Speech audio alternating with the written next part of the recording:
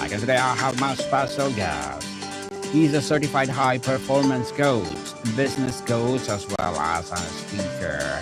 No other than Mr. Faisal Ensaun. Super excited to Welcome, be Mr. here. Faisal. Thank you. Welcome, Mr. Faisal. And can you please introduce more about yourself that I missed? Actually, I'll add one part which I feel good about. I'm going to be a soon-to-be author, so my book should be released in the next couple of months. I actually did a workshop based on it this morning. I'm a husband, I'm a father, I'm an entrepreneur. I've been an entrepreneur for the past 10 years. I have two businesses that I run. They're both parallel with each other. They work with each other. My primary business is supporting leaders, entrepreneurs to create a one better quality of life, but approach their business much more strategically as well, and create businesses that are purposeful rather than just let me just create a business for the sake of creating business, and something that actually contributes to the quality of people's lives and communities and families. My job is to support leaders to become better leaders, and whether that's in their home, organization, community, family, and I've worked with at all levels. I'm my second company we started a few years ago, helping other coaches like me who are building out their path forward, mostly because the same things I was struggling with a decade ago as a coach, there's still a struggle for a lot of coaches, and there wasn't a community the way we have built it. So we started serving coaches as well, and that's what the business partner. But they're both aimed at the same thing. Let's create better leaders in the world, so we can create better human beings, better families, better communities, and better organizations. Definitely, and thank you so much for sharing your knowledge and wisdom to the world, Mr. Faisal. Thank you. And today, let's talk about dealing with entrepreneurial anxiety. Let's start with the distinction. Everyone feels stress, but what is the unique defining flavor of entrepreneurial anxiety? Is it the sheer responsibility, the identity fusion, or the terrifying ambiguity? I mean, it's multiple things, but if I were to bring one dominant thing, is it comes from the uncertainty that comes with business, I wouldn't say so. Uncertainty is in every kind of business, and every because there's risk involved, there's volatility, there are things outside of your control. But the main thing for people who experience that on a consistent basis, entrepreneurs who experience it, because of the way they're reacting to the uncertainty. The uncertainty will be there, but the way entrepreneurs react to uncertainty creates the anxiety, ongoing anxiety that they experience in their business, at least from what I've experienced and what I've seen in other entrepreneurs that I work with. Yes, interesting, Mr. Faisal.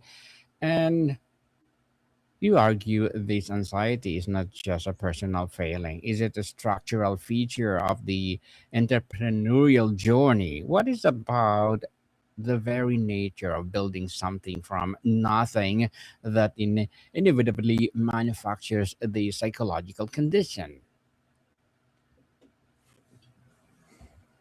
If I understand the question correctly, what I would say is that, I mean, at least I'll give my experience of it, is that I jumped in because um,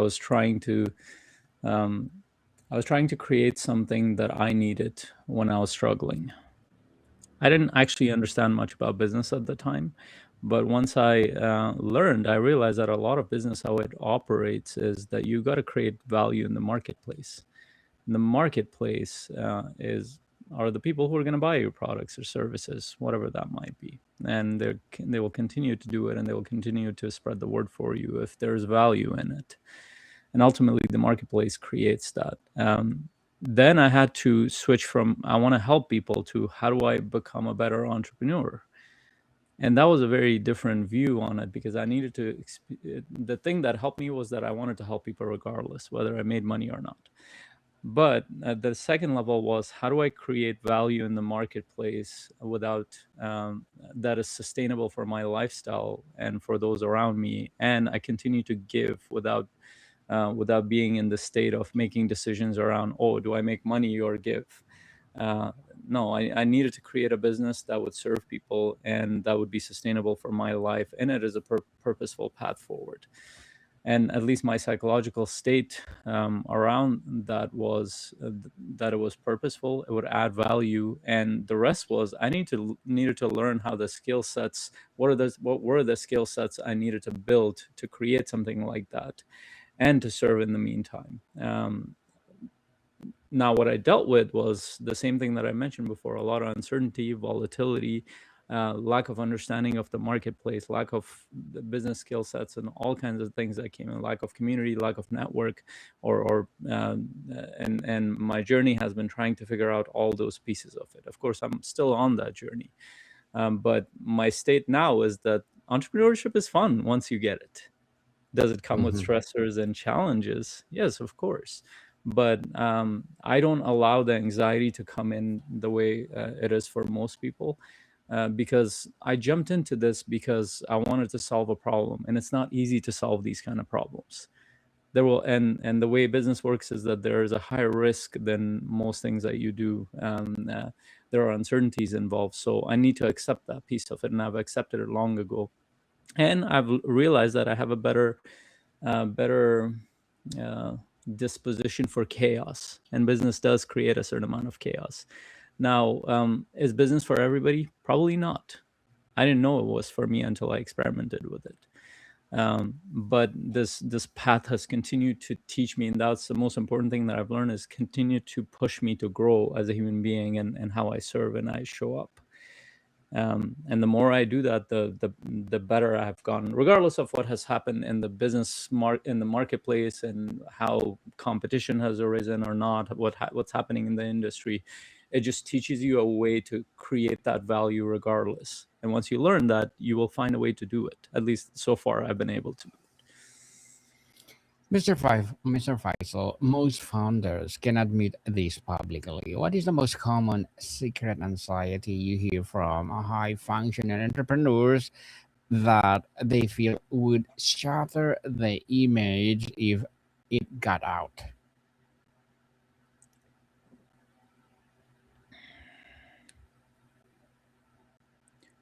I would say the same thing that I've been saying, is that if they were to be too vulnerable about the fact that they are, not only they're uncertain, but they are so fearful. And I mean, when we say anxiety, we're talking about fear. We're naming it anxiety, but they have such a fear of things going wrong that they're reacting to situations, and they don't realize that not when they're reacting, they don't know what's going on, and they would have to tell people that I'm just. Uh, I mean, in entrepreneurship, we create things. We're pretty much making things up. We're experimenting with things for things to work. Yes, we get better and better at it, but they have this reaction to the marketplace, to their business, to what's happening. A lot of times, where um, not only do they have that fear, they don't know how to deal with it. And if they're investors, if they're the people that are working with them, partners and other people, in their mind, if they found that out, or then to them it's a problem. So what they do is they put a facade, they put this aura of confidence in front of them, or a pretension of confidence. But when I'm working with entrepreneurs in the background, when I'm sitting with them, they're struggling, a lot of them, partly because of the fears that they have, but partly because of how they're reacting to their own system. They go into this state sometimes where they don't realize how that state is affecting their team, their systems, and I mean, the simple thing with fear is that when you get into that state, you go into a narrow-minded problem-solving state. You stop noticing opportunities. You create more blind spots for yourself, and you train your team, and you create systems that is driven by that as well. And I've done that too in the past. So I've worked through that. And again, I'm not perfect at dealing with fear and anxiety of those things, but at least I have enough awareness to say that, you know what, I'm not going to operate based on that. What I am going to operate is what is my, why did I start this to begin with? Well, I had a reason to. I wanted to serve the person that I was as a younger person. I wanted to serve somebody who was running a family that the struggles that I had in my family, in my community, I don't want the next person to have, or at least give them the opportunity to be able to work through that. I want to help organizations set up in a way where people are empowered and supported. So I help leaders in that area. I want entrepreneurs to be able to build businesses a little bit better than I did, because for the first 3 years I struggled a lot. I mean, my wife and I dealt with a lot of financial challenges when I started. I mean, it's not easy to start a business. Financial challenges. I had and I was the primary provider at the time. And I don't know. Once your audience see a little bit of what I've done, I was driving Uber when I was trying to build my business. It was important enough for me to do this. So to this day, I haven't forgotten that, and I remind myself that every day. When I look at the problems, these are small problems compared to what I started with. So, Mr. Faisal, let's talk about the fuel and the fire, where it comes from. There's the obvious stuff, cash flow, competition, but what are the most insidious identity based fuels like founder as a brand, as a myth of overnight success? What makes the anxiety so personal and corrosive? I'd say, I mean, this has always been there, but it has gotten worse with social media. And I don't want to blame social media because it's a tool. I use social media. You use social media. We all use it, and I Yes, think it's a powerful tool if you use it right. If you use it wrong, it's yes. a very destructive tool, just like any other tool. But here's what has happened: people hear stories, and we naturally, as human beings, we compare ourselves to others, and positive or negative, and like you said, the overnight success, that doesn't exist. But no matter how much you let people know, they wouldn't believe it, because they hear that and see that all the time, because people put their best foot forward, as they move forward, as they kind of show up. So they're And here's how business works. The way business works is that you start doing one thing, and you start working on something. It is not an easy problem to solve, to start a business. And in the beginning, it's exciting, but over time, you're going to do a bunch of boring stuff over and over and over again. And you need to do that long enough for you to you got to test it in so many different ways. When I realized how much testing it takes to make a service or a product work, it's like, if it doesn't work, it doesn't matter how much marketing you pump into it, how much hype you put behind it, none of that works. So there's a lot of testing that happens with the product and service. Then there's testing happens with the messaging. Then there's testing happens with the way that you connect with clients and then your sales process. Then you see that how long people are staying within your service or product. Like, there's a lot of boring testing that needs to happen. Here's the thing that works against a lot of entrepreneurs is they tend to be creative too a lot of times. So they were excited in the beginning. After a while, they lose the excitement. They see the hardship of the business. Mm-hmm. So this is why I'm saying, unless like, I really believe that unless you have a deeper purpose behind it, or this is important enough for you, you're not going to continue. You're just going to go jump into the next business or into the next opportunity, whatever that looks like. And I see a lot of my clients have 3, 4, 5 businesses, and even though I said I have 2 businesses, they're actually essentially one. They're 2 entities, but they're essentially the same business. They're more like horizontal type of businesses. They're not disconnected businesses, part of a bigger brand that I have. But when you watch people, they start a business, within 2 years they start another business, within 2 years after that they started, and none of them are as profitable as they could be if they had just one business that they put their focus, intention, and attention towards, and built that long term. And they hear this stuff again, social media. They will hear something like, well, oh, you gotta diversify. But what does diversify mean? I'm guessing you're still here with me, Daniel. Your picture disappeared. Yes. Yeah. I So can. what does diversify mean for people? And they will look at, for example, a millionaire would sit there, multimillionaire would sit there. Well, you should be diversifying. Like, where they are, where you are, 2 different places. It was Peter Thiel, Elon Musk's partner, who said that in his book. He's like, when rich people don't know what to do with their money, they start saying, "I want to diversify." but you might you might not know what that is. So in the beginning, they go with the mindset that, oh, I want to diversify, but what they're saying is I'm distracted. Mhm. What they're really saying is I'm distracted. So you bring in anxiety that come like fears that come naturally with something that's uncertain. You add to it the hype and comparison. You add to it you're not really clear about why you started this and why you're gonna do this long term. It's very easy to see why most businesses drop off. Mhm. So, Mr. Faisal, our culture glorifies the hustle. How does this performative business actually become a maladaptive coping mechanisms, masking anxiety while making it worse? Yeah. Here's what I've seen, and here's what I believe as well, is that I think we all have trauma of one kind or another. Now, we all have coping mechanisms as human beings, one way or another. But one of the more dominant coping mechanisms for somebody who's an overachiever, high achiever, and I consider myself as somebody like that, or at least I operated like that for a long time. It's just that I've layered it with another level of awareness over the years. I've learned to, at least, and I keep certain things at bay on purpose. And here's what I mean. So when I started my business years ago, a decade ago, I promised my wife this. I'm like, I'm fairly ambitious. I want to go towards this, and I want to do this thing, but I don't want that to be at the cost of our family.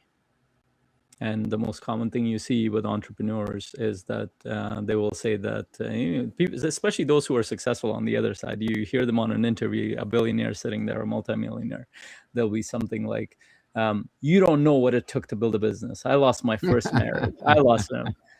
I'm like, please. I mean, people buy into that because there's a, this person sacrificed something. No, they didn't have to.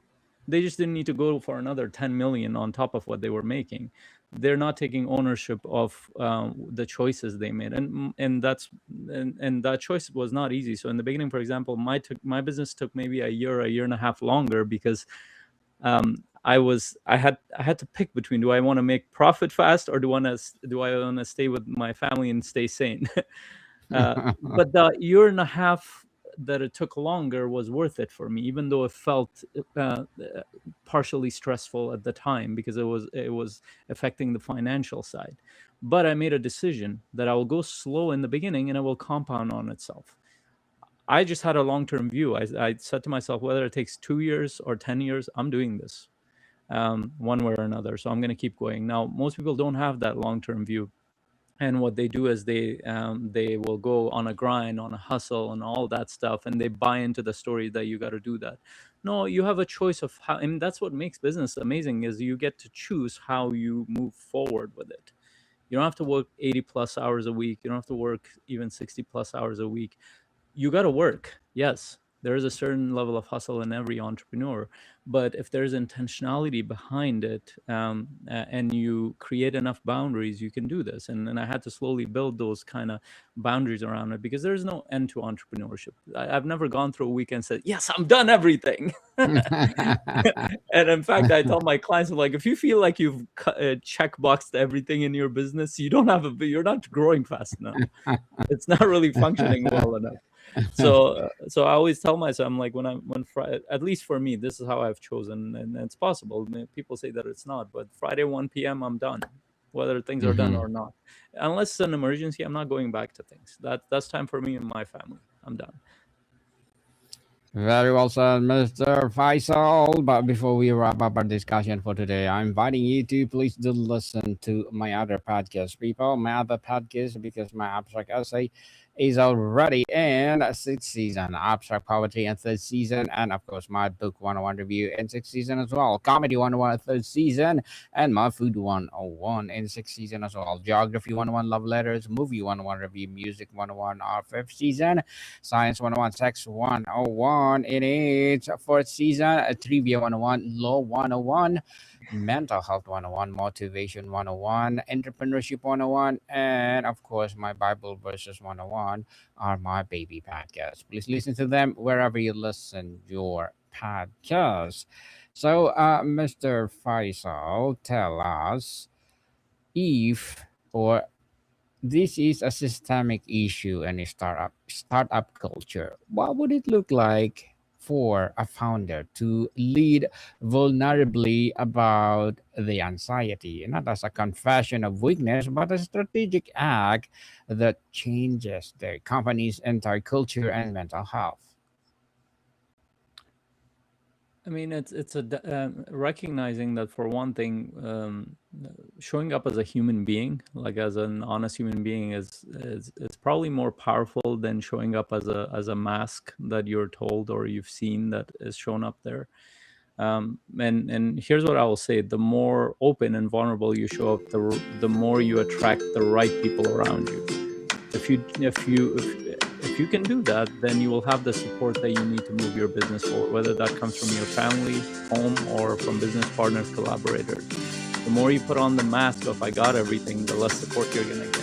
Take that as a boost, or experiment with that. Very well said, Mr. Faisal. Very well said indeed. So, can you please invite our listeners to support your business, your advocacy, or any projects that you're doing right now?